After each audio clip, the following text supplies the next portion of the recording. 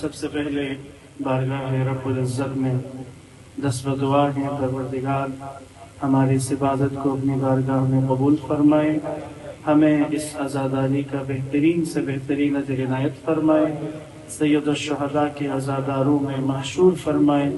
بانیان مجلس کا اہتمام کرنا، آپ سب کا تشریف لانا، ہمارا حاضر ہونا پروردگار اس پرسے کو سید کائنات کے حضور قبول فرمائے، ہمارے لیے توشہ آخرت قرار دے۔ فرش ازا پر موجود آپ تمام مومنین مومنات اور جتنے مومنین مومنات نے ہم سے دعا کے لیے کہا ہے، سب کی دعاؤں کی استجابت، حاجات کی برابری، بالخصوص امام زمان کے ظہور کی تعجیل، جبہہ مقاومت کی فتح و نصرت اور اس مجلس کی قبولیت کی دعا کو شامل کر کے ان تمام دعاؤں کی قبولیت کے لیے درود پڑھیے گا محمد و آل محمد۔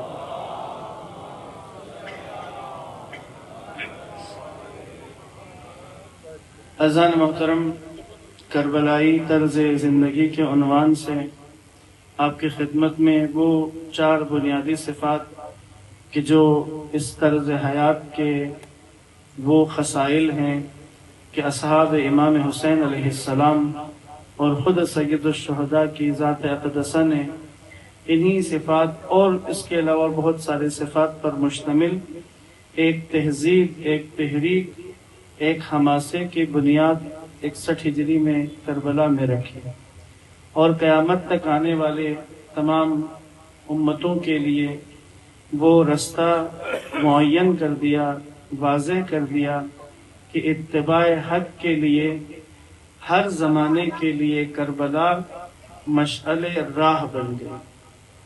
تو بس وہ 4 بنیادی صفات کہ جس میں پہلی صفت شجاعت کے موضوع پہ آپ کی خدمت میں کچھ عرائض گزشتہ 2 مجالس میں پیش کی گئی۔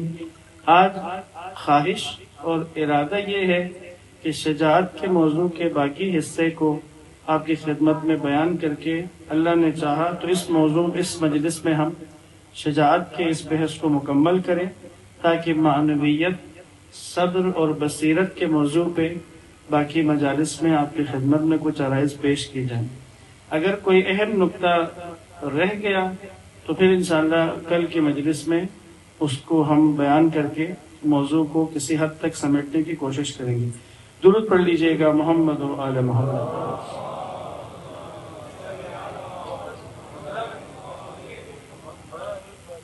اذان محترم، جیسا کہ عرض کیا کہ شجاعت دلیری ہے، بے باکی نہیں ہے۔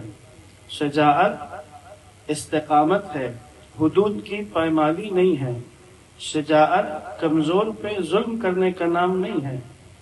پھٹے باز کو شجاع نہیں کہتے، وہ کہ جو اقدار کو پامال کرے شجاع نہیں کہلاتا۔ میدان رزم میں استقامت دکھانے والا وہ بندہ شجاع کہلائے گا جو میدان رزم میں بھی اقدار کا لحاظ کرے، جو قدروں کو پائمال نہ کرے۔ تو پس شجاعت نظامی یا میدان رزم کی شجاعت جو کل آپ کی خدمت میں نسبتاً تفصیل سے بیان کی اور یہ عرض کیا کہ یہ جسموں میں، تمغوں میں، القابات میں اور بلندبان دعووں کے اندر نہیں ہوتی، بلکہ شجاعت جگر میں ہے۔ شجاعت مشکلات کے سامنے آنے پر پتہ چلتا ہے، جب طوفانوں کا سامنا کرتے ہیں، جب مسائل اور مشکلات اور تکلیفوں کے سامنے آتے ہیں، پھر پتہ چلتا ہے کہ شجاعت کا حامل کون ہے اور اس شجاعت کا حق ادا کرنے والا کون ہے۔ شجاعت، یہ بھی یاد رکھے، اگر کسی انسان کو شجاع کہا جائے تو فقط میدان رزم میں شجاعت دکھانا مفہوم شجاعت کے لیے کافی نہیں ہے، ایک اور مرحلہ بھی ہے۔ حدیث مبارکہ ہے، اشجع الناس من غلب ہوا، لوگوں میں سب سے بڑا شجاع وہ ہے جو اپنی خواہشوں پر غلبہ پالے، جو خواہشوں پر غالب آ جائے، جو آرزو پر غالب آ جائے، جو نفس کی خواہشات کو مہار ڈالے، وہ خواہشوں کی قید میں نہیں ہے، وہ آرزوؤں کا غلام نہیں ہے، اس نے اپنی خواہشات کو، اپنی آرزوؤں کو رام کیا ہے، لگام دیا ہے، اور اپنی لگام اس کے ہاتھ میں ہے۔ ایسا نہیں ہے کہ آرزو اور خواہش اس کے اندر پیدا ہو، پھر اس آرزو اور خواہش کو پورا کرنے کے لیے ہر چیز سے گزر جائے، ایسا نہیں ہے۔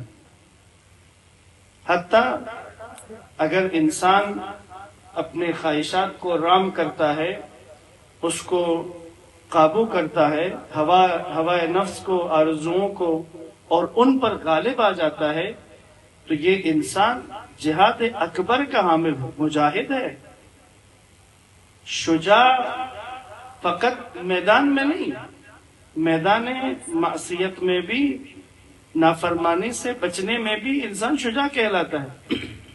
قرآن نے شجاع ترین فرد کا ذکر کیا ہے، اس میدان کے شجاع ترین فرد کا، اور وہ ہیں حضرت یوسف علیہ السلام۔ حضرت یوسف علیہ السلام نے تلوار پکڑ کے کوئی جہاد نہیں کیا ہوا ہے، انہوں نے وہ میدان میں جا کے قتال نہیں کیا ہے۔ یوسف کی شجاعت گناہ کے مقابلے میں تھی، دعوت گناہ کے مقابلے میں یوسف علیہ السلام نے شجاعت کا مظاہرہ کیا۔ یعنی جب وہ 7 دروازوں کو بند کر کے خود کو سنوار کر یوسف جوانی کے عروج پر ہے، اس موقع پر تنہائی میں جب کوئی دیکھنے والا نہیں ہے، اس عورت نے جب دعوت گناہ دیا، تو ایسے موقع پر یوسف نے شجاعت کا مظاہرہ کیا۔ یہ شجاعت تھی کہ یوسف نے اس گناہ سے اپنے آپ کو بچایا۔ 7 دروازوں کے قفل کو پروردگار نے یوسف کے لیے توڑ دیا ہے۔ یہ یاد رکھیے گا، دقت کرے جوانان عزیز، آج کے دور میں اس شجاعت کی ضرورت شاید ہمارے معاشرے میں جو زندگی میں اور آپ گزار رہے ہیں، جس معاشرے میں ہم زندگی بسر کر رہے ہیں، ممکن ہے کہ میدان رزم کی شجاعت سال میں 1 2 مرتبہ 3 مرتبہ جس کا مظاہرہ کرنا پڑے۔ مثلا خدا نخواستہ عزاداری کے جلوسوں پہ کوئی ایسی پابندی لگانے کی جرات کرے، یا خدا نخواستہ یوم القدس کے جلوس پر کوئی سر پیرا ہو اور وہ پابندی لگانے کی کوشش کرے، تو ٹھیک ہے، پھر ہم بھی جرات کا اور شجاعت کا مظاہرہ کریں گے۔ خیر، پاکستان کی تاریخ گواہ ہے، جب عزاداری کے اوپر قدغن لگانے کی یا جلوس امام حسین کے راستے کو روکنے کی کوشش کی گئی ہے، تو پھر شجاعت کے مظاہرے دیکھے ہیں، پھر علی والوں کی شجاعت ڈھکی چھپی نہیں رہی ہے۔ کہنے کا مقصد یہ جو شجاعت ہے، شجاعت رزمی کے ساتھ میرا اور آپ کا ہو سکتا ہے کہ سال میں چند مرتبہ واسطہ پڑے، لیکن یہ شجاعت کی جو قسم جسے شجاعت اخلاقی کہتے ہیں، اس کے ساتھ ہر روز میں کئی دفعہ ممکن ہے کہ واسطہ پڑتا ہو، اور وہاں پتہ چلے کہ بندہ شجاع ہے یا نہیں۔ اب ایک درود پڑھیے گا، اور جگہ کافی گنجائش موجود ہے، سب کوشش کریں کہ حرکت کر لیں۔ یہاں سامنے بھی جگہ ہے، دائیں طرف بھی ہے، بائیں طرف بھی گنجائش ہے، تھوڑا ایک دفعہ سب حرکت کریں تاکہ پیچھے بھی جگہ بنے، آنے کی بھی جگہ بن جائے۔ پھر صلوات پڑھ لیں محمد و آل محمد۔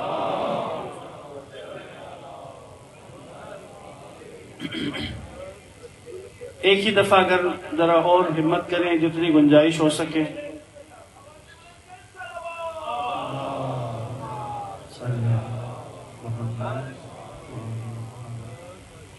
یہ امام حسین علیہ السلام کے نام کے معجزات اور کرامتوں میں سے ہے۔ فرش عزا کو جتنا بھی وسیع کریں وہ تنگ ہی پڑ جاتی، یہ ہے، جتنا بھی آپ وسیع کریں۔ جس سال ہم نے ارادہ کیا بیسمنٹ سے اس عشرے کو اوپر لے کے آئیں، تو ہمارے بھائی نے کہا کہ اوپر لوگ اتنے آ جائیں گے اوپر۔ اس وقت میں نے کہا تھا یار فرش بچھانا ہمارا کام ہے، عزاداروں کو لانا مولا حسین کا کام ہے، ہم نے اپنے حصے کا کام کرنا ہے، مولا نے اپنے حصے کا کام کرنا۔ اور آج یہ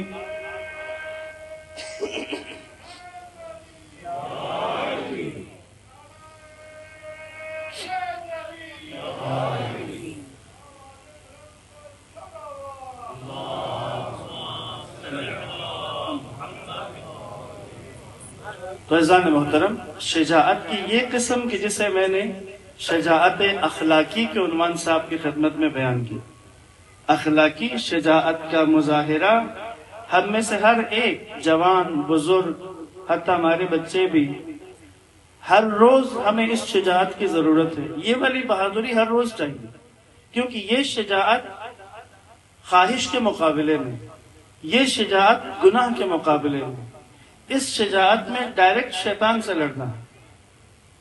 پہلی شجاعت جو رزمی ہے اس میں تو امریکہ سے لڑنا ہے، اسرائیل سے لڑنا ہے، اس کے گماشتوں کو ٹھکانے لگانا ہے. لیکن یہ جو شجاعت ہے اس کا واسطہ ڈائریکٹ شیطان کے ساتھ پڑتا ہے.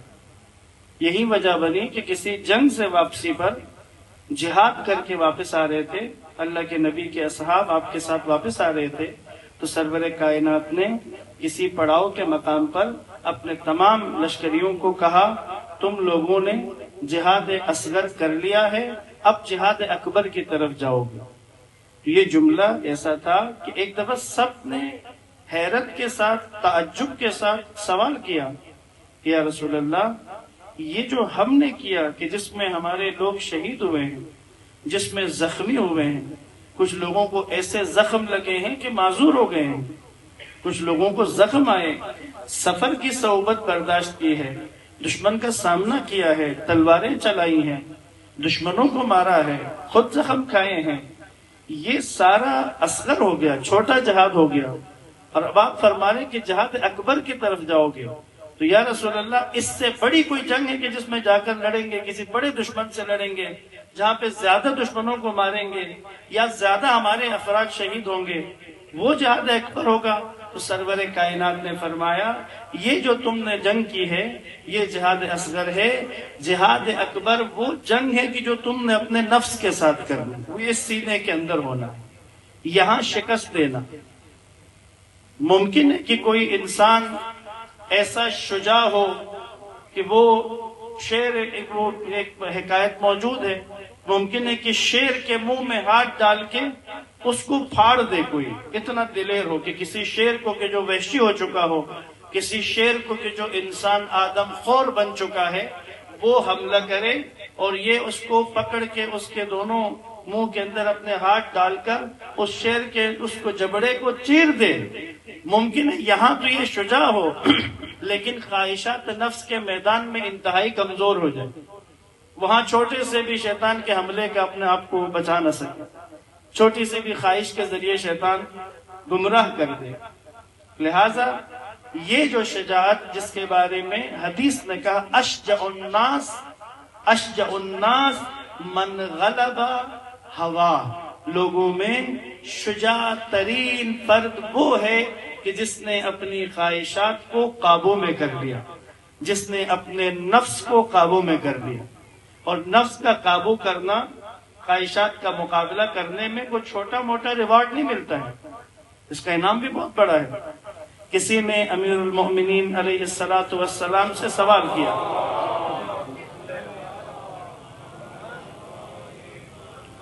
امیر المومنین سے سوال کیا کہ مولا آپ جنت کا فاصلہ بتا سکتے ہیں، یہاں سے جنت تک ٹائم کتنا لگے گا، فاصلہ کتنا ہے؟ بولے فاصلہ جنت کہاں پہ ہے، کس جگہ پہ ہے؟ مولا جنت کا فاصلہ بتا دیں گے؟ ہم نے کہا ہاں بہت آسان ہے. کہا کتنا ہے فاصلہ؟ کہا 2 قدم. جنت کا فاصلہ 2 قدم. اب پوچھنے والا بھی حیران تھا ہماری طرح، 2 قدم میں جنت؟ انہوں نے کہا ہاں 2 قدم. کہا بتائیے کس طرف جاؤں؟ یعنی دائیں طرف 2 قدم، بائیں طرف 2 قدم، آگے کی طرف، پشت کی طرف، کس طرف 2 قدم؟ تو فرمایا تم پہلا قدم خواہشات نفسانی پہ رکھو، دوسرا قدم جنت میں ہوگا. تم پہلا قدم خواہشات پہ، یہی ہوا، آرزوئیں، نفس کی، انسان کی طلب، بالخصوص معصیت کی طرف اکساتا ہے. نفس کا کام یہی ہے. وہ 13ویں پارے کے شروع میں جو حضرت یوسف کی زبانی جو جملہ تھا اور اللہ نے نقل کیا قرآن میں، وَمَا أُبَرِّئُ نَفْسِي إِنَّ النَّفْسَ لَأَمَّارَةٌ بِالسُّوءِ إِلَّا مَا رَحِمَ رَبِّي. بھئی یہ جو نفس انسانی ہے یہ برائی پر ہی اکساتا ہے. نفس امارہ، اکسانے والا نفس، انسان کو برائی کی طرف ہی اکساتا ہے. إِلَّا مَا رَحِمَ رَبِّي، سوائے اس کے کہ جو جس پر اللہ رحم کرے. خوب توجہ فرمائیں. نفس امارہ برائی پر اکسائے گا، نفس امارہ برائی کی طرف کھینچے گا. اللہ کا مطلب کیا ہوا؟ اللہ کے بعد والے کو برائی کی طرف نہیں کھینچے. کس کو نفس امارہ برائی کی طرف نہیں کھینچے گا؟ ما رحم ربی، جس پر میرے پروردگار کی رحمت ہو. تو قضیہ آسان ہو گیا، بہت آسان ہو گیا. اللہ کی رحمت کو حاصل کرو اور نفس کی قید سے اور نفس کے حملوں سے بچ جاؤ. سمپل راستہ. کتنا زیادہ ہے قرآن، کتنا آسان ہے. یعنی نفس کی خواہش کو روکنا آسان نہیں. وما ابرئ نفسی، حضرت یوسف کہہ رہے ہیں، پیغمبر خدا کہہ رہے ہیں، وما ابرئ نفسی، میں اپنے نفس کے بارے میں اپنے آپ کو بری نہیں سمجھتا. ان النفس لامارۃ بالسوء، کہ یہ جو نفس ہے یہ تو برائی پر ہی اکساتا ہے. الا ما رحم ربی، سوائے اس کے کہ جس پر اللہ کی رحمت ہو. اب سمجھ میں آ گئی کہ نفس امارہ کو قابو میں وہ کرے گا کہ جس پر اللہ رحم کرے، جس پر اللہ کی رحمت ہوگی. تو بس آسان معنوں میں، آسان الفاظ میں راستہ کیا ہے بچنے کا؟ اپنے آپ کو اللہ کی رحمت کا اہل بنا دو.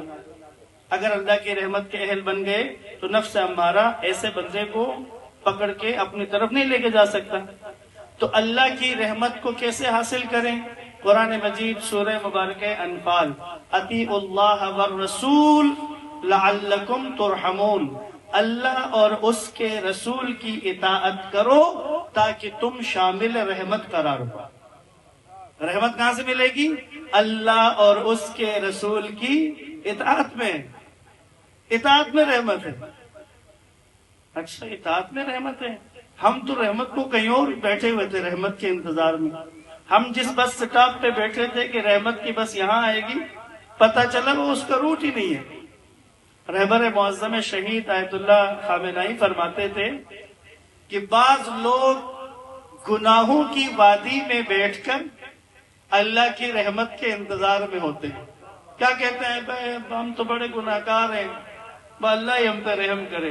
سبحان اللہ، تم اللہ کی رحمت کو گناہ کی وادی میں لے کے آنا چاہ رہے ہو. تم اللہ کی رحمت کو گناہ کی وادی میں نہیں آئے. یہ روٹ نہیں ہے، اس بس کا یہ روٹ ہے ہی نہیں. تمہیں اگر رحمت الہی چاہیے تو گناہ کی وادی میں نہیں آئے گی، تمہیں وہاں سے نکل کے آنا ہوگا. کہاں آنا ہے؟ اطاعت الہی کی وادی میں آنا ہے، اطاعت رسول کی وادی میں آنا ہے. اطیعوا اللہ والرسول لعلکم ترحمون. تم اللہ اور اس کے رسول کی اطاعت کرو تو پھر تم اللہ کی رحمت کا اپنے آپ کو اہل بناؤ گے. اگر رحمت الہی کے اہل بن گئے تو پھر نفس امارہ سے خود کو بچانا آسان ہو جائے گا. صلوات پڑھیے گا محمد و آل محمد.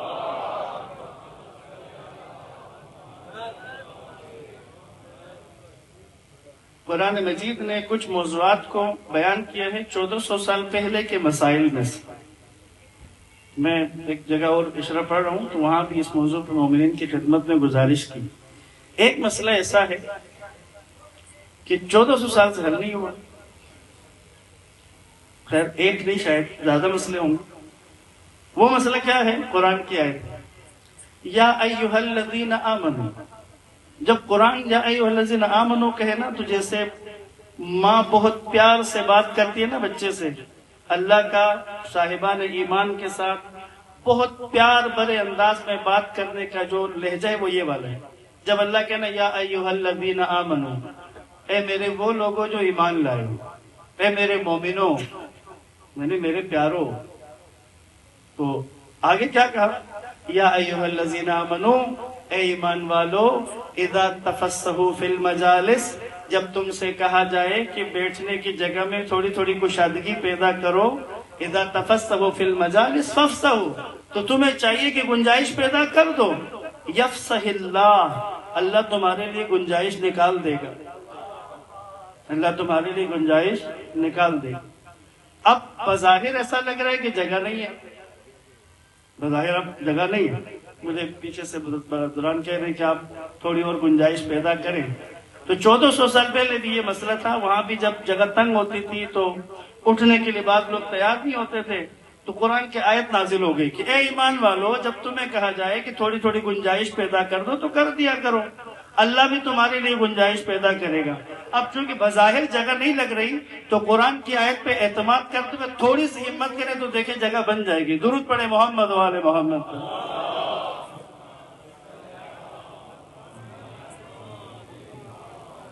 پھر صلوات پڑھے محمد و آل محمد. اب لگائیے گا دوبارہ شروع سے.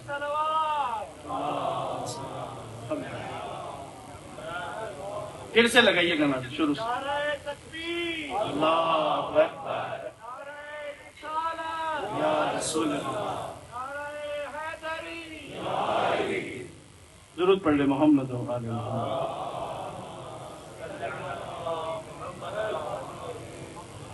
بس عزیزان محترم، شجاعت اخلاقی کا حصول آسان ہو گیا.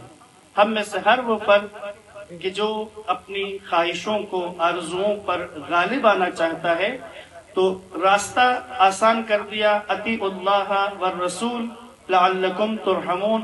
اللہ اور اس کے رسول کی اطاعت کرو تو تم پر خدا کی رحمت ہوگی، اور جس پر اللہ کی رحمت ہوتی ہے تو وہ نفس امارہ کے حملوں سے بچ جاتا ہے. الا ما رحم ربی، جو 13ویں پارے کے شروع میں کہا. یہ راستہ ہے شجاعت اخلاقی حاصل کرنے کا. راستہ کیا ہے؟ اللہ اور اس کے رسول کی اطاعت. جس بات کے بارے میں پتہ چلے اللہ نے روکا ہے، بات ختم.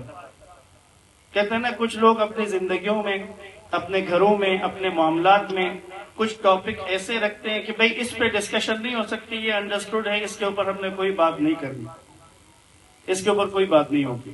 تو میں نے اور آپ نے اپنی زندگی میں جو معیار رکھنا ہے شجاعت اخلاقی کو حاصل کرنے کے لیے، اطاعت خدا اور رسول کے معاملے میں کوئی ڈسکشن نہیں. بھئی یہاں ہم نے صرف اطاعت کرنی ہے. اگر ہم نے یہ کر لیا لعلکم ترحمون تو پھر تم شامل رحمت قرار پاؤ گے. اب وہ آیت اللہ بہجت کا جملہ خود سوچیں، ہم گنہگار ہیں تو ہم پر خدا کی اتنی رحمت ہے. سوچو صاحبان ایمان اور نیک لوگوں پہ کس قسم کے رحمت پروردگار کرتا ہو. وہ رحمت کیسی ہوگی جو نیکیوں کی وجہ سے ہوگی؟ وہ رحمت کس قسم کی ہوگی اور اس کی لذت کیسی ہوگی؟ اس کا معیار کیا ہوگا کہ جو خدا اپنے بندوں پر ان کی اطاعت کی وجہ سے کرے. لہذا شجاعت اخلاقی کیا ہے کہ انسان اپنے آرزوؤں، اپنی خواہشوں کو قابو میں کرے، اور خواہشوں کو قابو کرنے کے لیے اطاعت خدا اور رسول. صلوات پڑھیے گا محمد و آل محمد.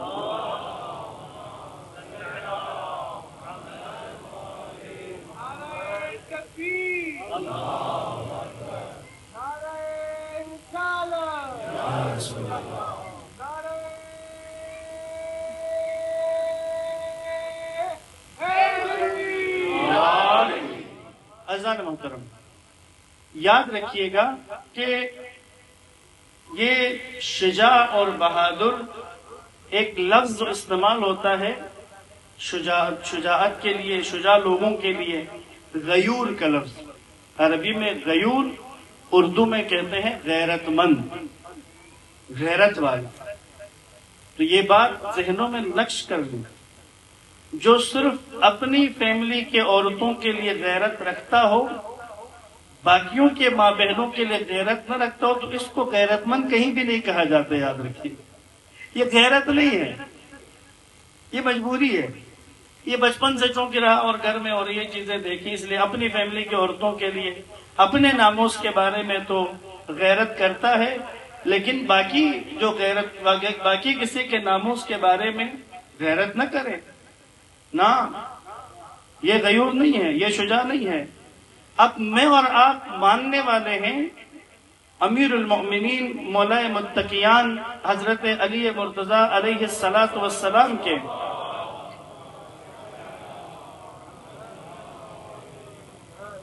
مولا کیا معیار کیا ہے، امیر المومنین کیا کہہ رہے ہیں؟ کسی قافلے کو، کوئی کاروان تھا، صحرا میں جا رہا تھا، تو ڈاکوؤں نے حملہ کر دیا. اس حملے میں ایک یہودی خاتون کے پاؤں میں سے پازیب اتاری پکڑ کے، اس نے ڈاکو نے، ایک یہودی خاتون، مسلمان نہیں، یہودی خاتون، اس کے پاؤں سے پازیب اتارے. لیکن جو قافلے میں اس وقت لوگ تھے جن سے وہ مال وغیرہ ڈاکو چھین رہے تھے، تو مرد تھے قافلے میں، ان کے پاس تلواریں بھی تھیں، لیکن ظاہر ڈاکو زیادہ تھے، اور ڈاکو مثلا زیادہ اچھی تلوار چلانے والے تھے. تو ان میں سے کسی نے اس حرکت پر کہ اس خاتون کے پاؤں میں سے پازیب کو کھینچ کے نکالا ہے، اس کی توہین کی، بے ادبی کی. کسی کی تلوار نیام سے باہر نہیں نکلی.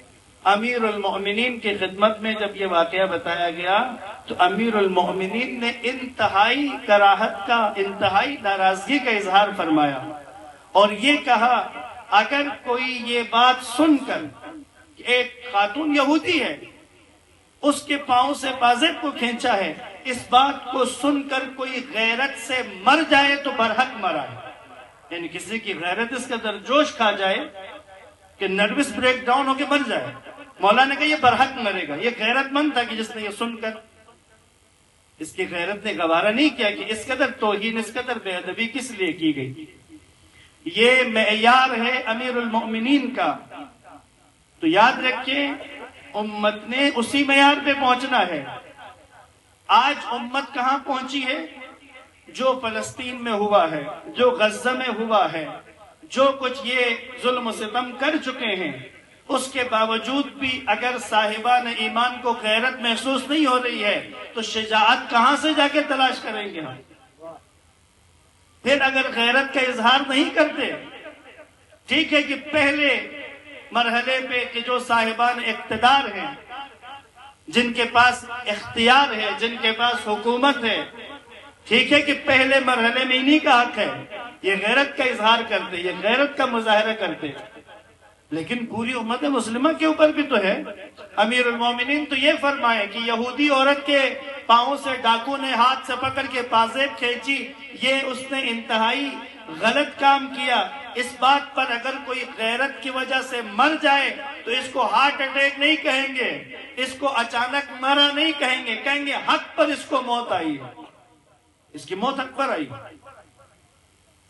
لہذا جوانوں، عزیزان، اپنے ذہن میں نقش کر لو، اگر غیرت مند ہو تو یہ غیرت سب کی ناموس کے لیے ہونی چاہیے. کسی کے ناموس کی طرف بھی نگاہ نہیں اٹھائے گا غیرت مند کبھی بھی.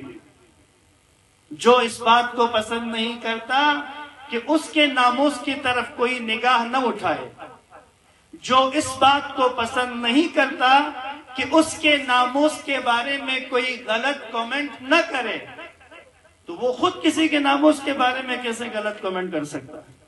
وہ خود کسی کے ناموس کی طرف غلط نگاہ کیسے اٹھا سکتا ہے؟ یہ خلاف غیرت ہے، خلاف شجاعت ہے. کوئی بھی شجاع، کوئی بھی غیور ناموس کی طرف، چاہے وہ کسی کی حتی دشمن کی ہو، ناموس کی طرف نگاہ نہیں اٹھائے گا. پہلی مجلس میں شجاعت کے موضوع پر، ہماری سلسلے کی دوسری مجلس میں امیر المؤمنین کی غیرت بتائی تھی آپ کو کہ جمل کے واقعے کے بعد بے شک کے مقابل میں آئے تھے، لیکن امیر المومنین نے اظہار غیرت و شجاعت کیا، اور ہم سب کے لیے قیامت تک اپنے ماننے والوں کے لیے شجاعت اور غیرت واضح کر کے دکھائی. اب مجھے اپنے اپنے دل پہ ہاتھ رکھ کے بتائیں، اگر غیرت اور شجاعت کے اس پوائنٹ کو جو بیان کیا، اگر اس کو سامنے رکھیں تو پھر بتائیں کسی کی بھی زبان پر ماں بہن کی گالی کیسے آ سکتی ہے؟ کیسے وہ گالی نکال سکتا ہے؟ کیسے ممکن ہے کہ اس کے منہ پہ گالی آئے؟ کیوں ہوتا ہے ایسا؟ شجاع نہیں ہے، شجاعت کی کمی ہے. اگر شجاع ہوتا، اگر غیور ہوتا تو کبھی بھی اس طرح کے جملے زبان پر نہ لاتا. اس کو اتنا آسان نہ سمجھیں. چھٹے امام نے اپنی محفل سے ایک بندے کو مستقل طور پر نکال دیا کیونکہ اس نے ایک غلام کو گالی نکالی تھی. اس کو نکال دیا. مولانا نے کہا دوبارہ اپنی شکل نہ دکھانا مجھے، میں تو تجھے متقی سمجھ رہا تھا. یعنی اس کا مطلب یہ ہوگا چھٹے امام کے معیارات کے مطابق گالی دی تو تقویٰ بھی گیا. امام نے کہا میں تجھے متقی سمجھتا تھا، تو نے مجھے میری حسن زن کو غلط ثابت کر دی تو متقی نہیں.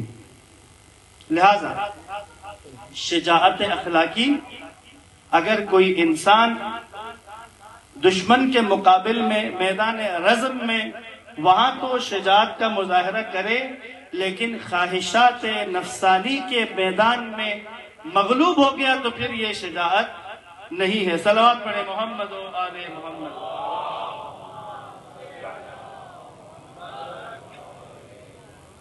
عزیزان محترم، ایک اہم شجاعت کا حصہ شجاعت اقتصادی ہے، اقتصادی شجاعت. حدیث ہے اشجع الناس ما اسخاهم، اشجع الناس اسخاهم. لوگوں میں شجاع ترین فرد وہ ہے جو ان میں سب سے زیادہ سخی ہے. اگر سخاوت کی بات کریں تو یہ اقتصادی شجاعت، اقتصادیات میں مالی میدان میں شجاعت کا مظاہرہ کرنا. یاد رکھیں شجاع اور بہادر ہی اقتصادی شجاعت کا مظاہرہ کر سکتا ہے. مالی واجبات کو کون ادا کرے گا؟ بھئی خدا نے تمہارے مال میں جو واجب قرار دیا ہے اسے تم کب ادا کرو گے؟ جب تم شجاع ہو. شجاع کے علاوہ کون ہمت کر سکتا ہے؟ اگر شجاعت نہیں ہوگی تو گھبرائے گا، شجاعت نہیں ہوگی تو ڈر جائے گا، شجاعت نہیں ہوگی تو لگے گا کہ بھئی اگر میں نے مالی واجبات ادا کر دیے تو میں تو فارغ ہو جاؤں گا. اس کام کو انجام دینے کے لیے بھی عام زبان میں کیا چاہیے؟ جگرا چاہیے. اپنے مالی معاملات میں پروردگار کے عائد کردہ فریضے کو انجام دینے کے لیے شجاعت درکار ہے.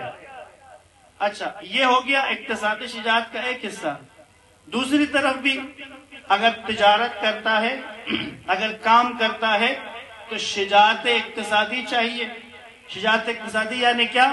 بھئی یہ بندہ اگر شجاع ہوگا تو کوئی رسک لے گا، شجاع ہوگا تو کسی کام میں کودے گا، شجاع ہوگا تو کسی معاملے میں پڑے گا، آگے بڑھے گا، کسی بڑی سطح کا کام کرے گا. اگر شجاع نہیں ہوگا تو کیا کرے گا؟ وہی چھوٹے سے کام کو لے کر اسی میں ہی بیٹھا رہے گا. جی دادا نے بھی یہی کام کیا تھا، اتنا ہی کیا تھا، والد صاحب نے بھی اتنا ہی کیا تھا، میں بھی بس اتنا ہی کروں گا. ارے کس نے کہا ہے کہ اتنا ہی کرنا ہے؟ کس نے کہا ہے کہ محدود رہنا ہے؟ عزیزان محترم، آج اس فرش اعزاء سے اکثر کاروباری لوگ بیٹھے ہوتے ہیں، تھوڑی سی شجاعت لے کر جائیں. اگر کسی جوان میں یہ صلاحیت موجود ہے کہ وہ انٹرنیشنل لیول کے کاروبار کو سنبھال سکتا ہے اور وہ نیشنل لیول پہ اکتفا کرے تو اس نے اپنے اوپر ظلم کیا ہے، غلط کیا. تمہیں تو قدم بڑھانا چاہیے تھا، تمہیں تو آگے بڑھنا چاہیے تھا. کیا وجہ ہے؟ کیوں آگے نہیں بڑھتے؟ بس بڑے اعتماد نہیں کر رہے. بزرگان کہتے نہیں اعتماد نہیں کرتے، آگے موقع دے نہیں رہے. عزیزان محترم، دو چیزیں ذہن میں رکھے. بزرگان سے بھی گزارش کروں گا، جوانوں سے بھی شجاعت اقتصادی کا مظاہرہ کریں. بزرگان سے گزارش کروں گا، ہاں یہ بھی ذہن میں رکھیں، شجاعت اقتصادی کا یہ مطلب نہیں ہے آنکھیں بند کر کے کنویں میں کود جائیں. کوئی پلاننگ نہیں، کوئی تدبیر نہیں، کوئی پری ورک نہیں کیا ہے، حساب و کتاب نہیں کیا ہے، کیلکولیشنز کے اوپر کام نہیں کیا ہے. بزنس کے شروع کرنے سے پہلے کے جو معاملات ہوتے ہیں ان سب کے اوپر ایک گہری محنت، علمی کام کر کے، تیاری کر کے پھر کودنا ہے. یہ نہیں ہوگا، وہ تیاری کوئی نہیں کی ہے، بس یہ شجاعت اقتصادی کا مظاہرہ کرنا ہے. تو یہ والی شجاعت وہ ہوگی جیسے بچپنے میں شجاعت کے مظاہروں میں، بچپنے میں لوگ بچے ایک دوسرے کو اس طرح کی باتیں کرتے تھے. تم بہادر ہو؟ ہاں میں بہادر ہوں. تو پھر دیوار سے ٹکر مار کے دکھاؤ اگر بہادر ہو. وہ دیوار سے ٹکر کیوں مارے بھائی؟ وہ دیوار سے ٹکر نہیں مارے تو بچے کہیں گے پہلے کہتا تھا بہادر ہے، یہ دیکھو دیوار سے ٹکر ہی نہیں ماری. نہ، یہ والی بہادری نہیں. شجاعت اقتصادی میں بھی یہ والا شجاعت نہیں کہہ رہا ہوں کہ بھئی تیاری نہیں کی ہے، اس کے لوازمات کو یا فارسی میں چارچوب کہتے ہیں، اس کے تمام اطراف و جوانب کے اوپر محنت کر کے، اچھا ہوم ورک کر کے کسی بڑے کام کو اگر شروع کرنے کی اہلیت بھی رکھتا ہے جوان، اور اس کے لیے جتنے لوازمات ہیں، جتنے اس کے پریفیس ہیں، مقدمات ہیں، ان کے اوپر بھی کام کر چکا ہے، تو پھر اس کو ہمت کرنے دیں، پھر اس کو اترنے دیں میدان میں، پھر اس کو اس شجاعت کا مظاہرہ کرنے دیں. اس کو آگے بڑھنے دیں. ضروری ہے اگر کسی میں یہ صلاحیت موجود ہے کہ وہ ایک بڑی سطح کا کام ملکی سطح پہ کر سکتا ہے تو آپ اس کو کسی ایک شہر تک محدود نہ کریں، اسے شجاع بننے دیں، اسے بہادر بننے دیں. ایک ضمنی نقطہ عرض کروں، آج کی بات تمام کروں، نتیجہ کل کی مجلس میں عرض کریں گے. ان تمام شجاعتوں کو حاصل کرنے کے لیے عملی طور پر کون کون سے کام کرنے کل عرض کروں گا. ایک ضمنی نقطہ سن کے جائیں. یاد رکھیں دین کے کلچر میں کام کرنے کے اعتبار سے اسلام، اللہ کا نظام اس کام کو اہمیت دیتا ہے، اس کام کو پروموٹ کرتا ہے. قدرت، اللہ کی قدرت اس کام کو پروموٹ کرتی ہے جس کام کی وجہ سے زیادہ لوگوں کو روزگار ملے، زیادہ لوگوں کے چولہے جلیں، زیادہ لوگ برسر روزگار آ جائیں. کوئی بھی صلاحیت رکھتا ہے، یہاں جوان موجود ہیں، یہاں ابھی بچے موجود ہیں جنہوں نے مستقبل میں کام کرنا ہے، کچھ بڑا کرنا ہے. بیٹا ایسا کام کرو کہ تمہاری وجہ سے زیادہ لوگوں کو روزگار ملے، زیادہ سے زیادہ لوگوں کے گھروں کے چولہے جلیں، تمہاری وجہ سے لوگ آسودہ ہو جائیں. اس طرح کے کام کو اٹھاؤ. یہی وجہ ہے رہبر معظم شہید آیت اللہ خامنائی دین کے اسی اقتصادی پہلو کو بیان کیا کرتے تھے. وہ کارخانہ لگانے کی تشویق کرتے تھے. کارخانہ لگاؤ، فیکٹری لگاؤ. کیوں؟ کارخانہ لگانے سے کیا ہوتا ہے؟ جب ایک کارخانہ لگتا ہے تو وہاں سے زیادہ روزگار ملتا ہے. کارخانے میں کام کرنے والے، اس کے اطراف و جوانب میں مارکیٹ بن جائے گی. کوئی چائے کا ڈھابا، کوئی کھانے کی دکان کھول رہا ہے. یعنی ایک کارخانے سے بہت سے خاندانوں کا روزگار کا سلسلہ بنتا ہے. تو بس اس طرف تشویق دی جائے. وہ کاروباری حضرات جن کے بیٹے، جن کی اولاد میں یہ صلاحیت موجود ہے کہ وہ ایک کارخانہ بنا کر رن کر کے اس کو چلانے کی صلاحیت رکھتے ہیں، مت روکیں. اس شجاعت اقتصادی کا مظاہرہ کر دیں، آگے بڑھنے دیں. ٹھیک ہے کہ مشکلات آئیں گی، ٹھیک ہے کہ ہو سکتا ہے کہ تجربہ کرنے تک کچھ نہ کچھ بعضوں کا چھوٹے موٹے نقصان کا برداشت کرنا پڑے. کیا جاتا ہے، برداشت کیا جاتا ہے، پھر جا کے کسی نتیجے تک پہنچتے ہیں. ہونا یہی چاہیے. عزیزان محترم، اس ملک کے اندر بھی علی امیر المومنین کے ماننے والے ہی سر فہرست کے تاجروں میں نظر آئیں. ضروری ہے. اور صرف تاجروں میں نہیں، سر فہرست کے اچھی پڑھائی کر کے یہاں کے سول سروسز کے اندر بھی امیر المومنین کے ماننے والے اپنے عقائد کے ساتھ، انہی نظریات کے ساتھ خدمت انسانیت کا جذبہ لے کر موجود نظر آئیں. یہ شجاعت کے ساتھ تعلق رکھتا ہے. اٹھیں گے، رسک لیں گے، کوشش کریں گے، تدبیر کریں گے، مدیریت کریں گے، پھر اس میدان میں کود پڑیں گے. پھر دیکھیں گے کہ دست قدرت مدد کرے.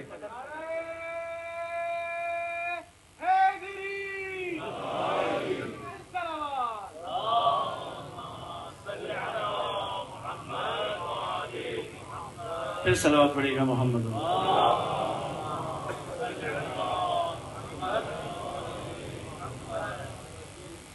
بس عزیزان محترم، آج کی مجلس میں شجاعت اخلاقی اور شجاعت اقتصادی کے کچھ مطالب آپ کی خدمت میں عرض کیے. کل کی مجلس میں ہم کوشش کریں گے کہ ایک حصہ شجاعت کے موضوع کو مکمل کر کے معنویت کے موضوع کو شروع کریں. کل انشاءاللہ شجاعت کو حاصل کرنے کے لیے، کسب کرنے کے لیے، اپنے آپ کو اس کا اہل بنانے کے لیے پریکٹیکلی ہم کون کون سے کام کر سکتے ہیں، اس پر انشاءاللہ کل بات کریں گے. پھر صلوات پڑھ لیں محمد و آل محمد.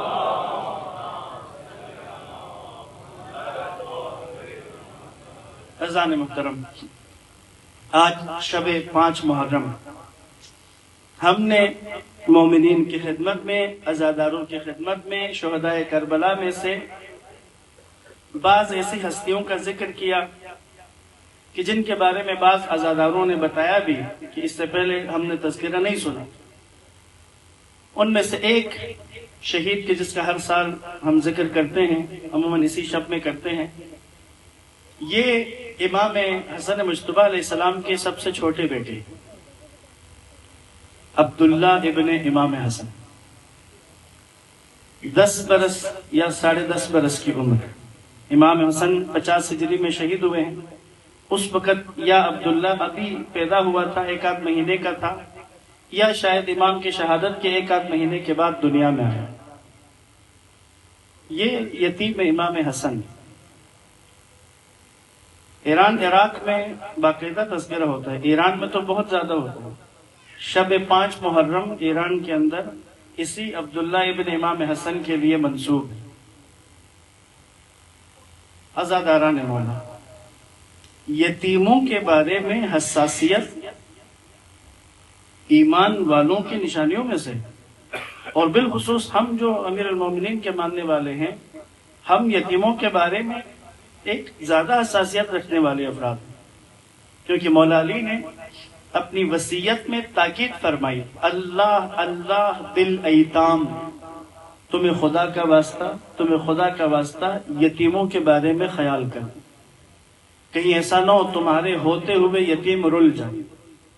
چونکہ مولا علی نے بھی تاکید کی ہے، تو ہم صاحبان ایمان امیر المومنین کے ماننے والے یتیموں کے بارے میں کانشیس ہیں، احساس ہیں، حساس ہیں۔ اب ذرا تصور کریں گے، اگر ایک عام مومن یتیموں کے بارے میں حساس ہوتا ہے تو زمانے کا امام یتیموں کے بارے میں کتنا حساس ہوگا، اور اگر یتیم بھی اپنے بھائی کا بیٹا ہو تو امام کی حساسیت کس قدر ہوگی۔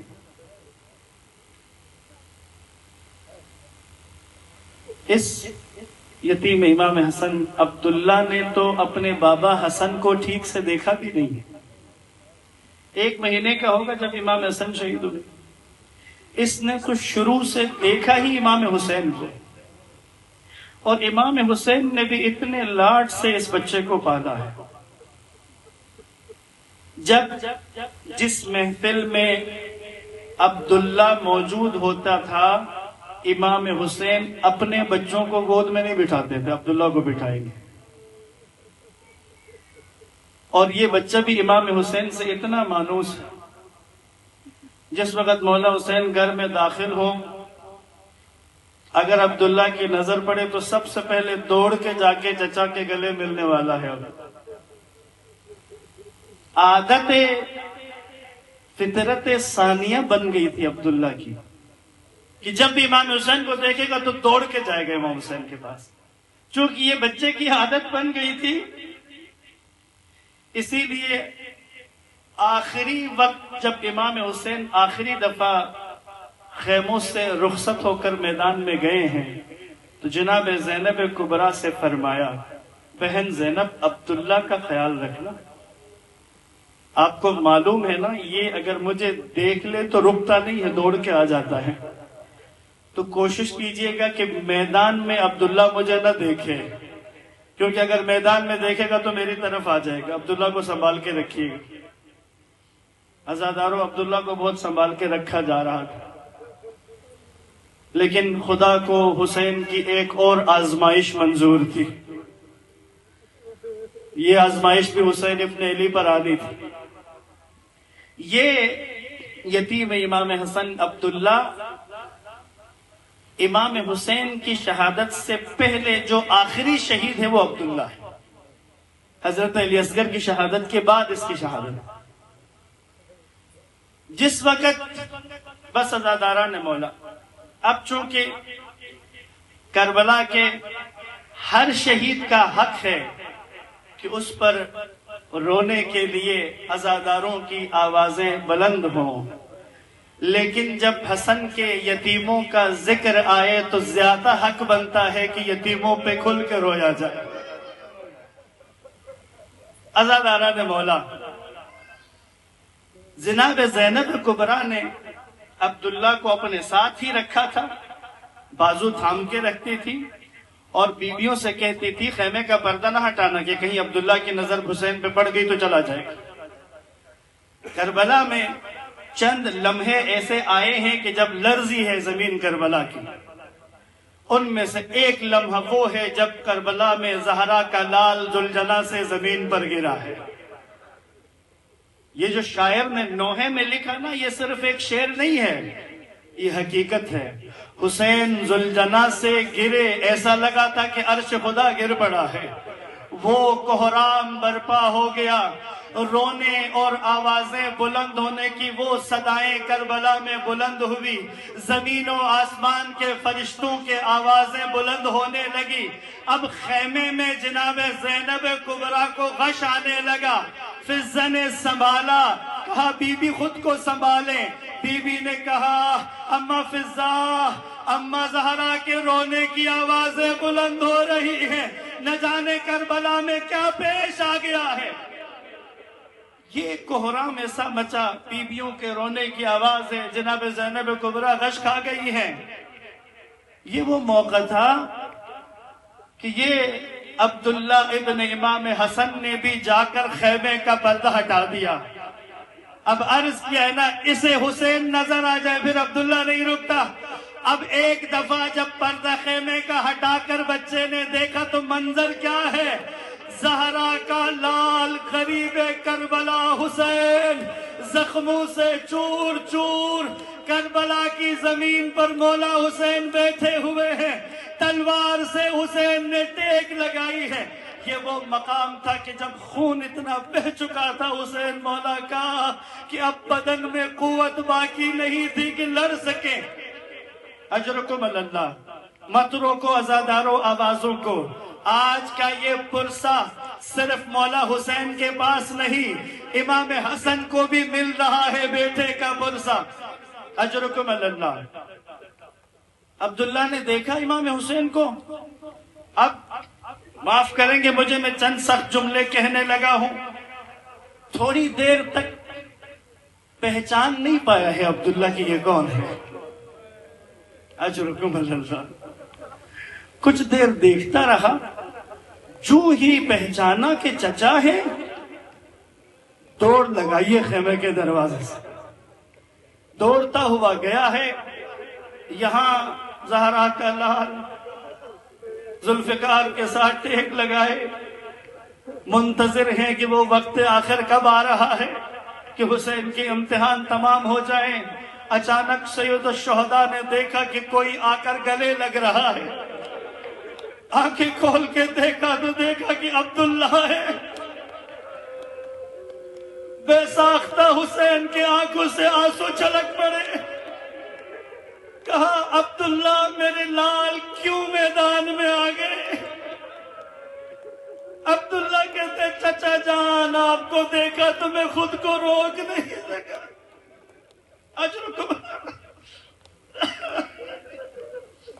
جانتے کیوں حسین کہہ رہے تھے کہ کیوں میدان میں آئے ہو؟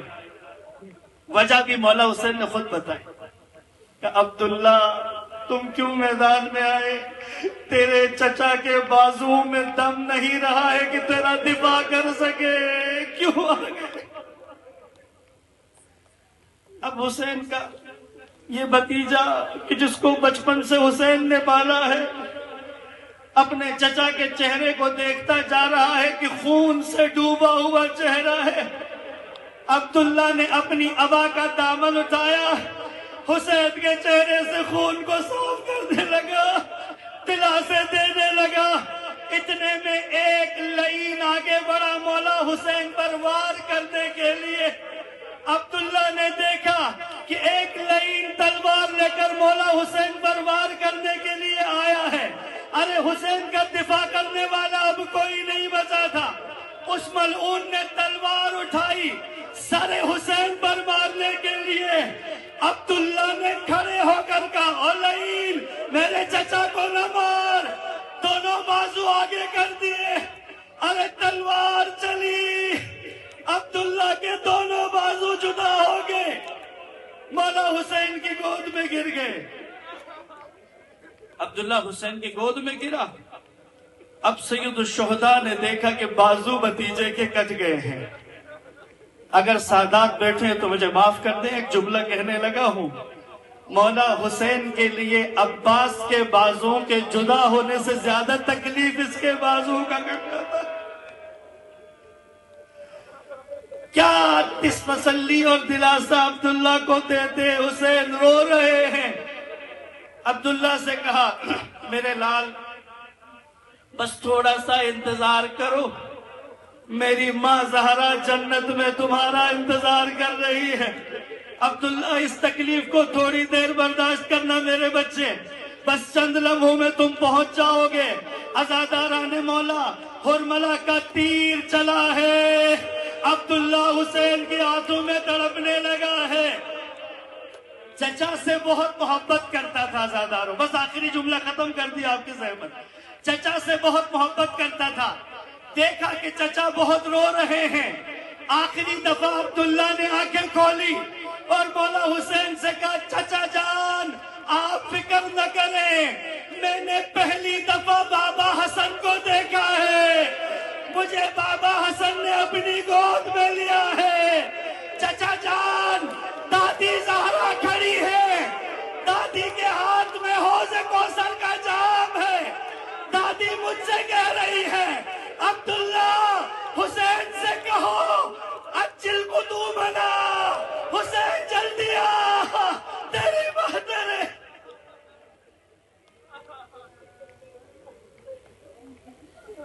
الا لعنت اللہ علی القوم الظالمین۔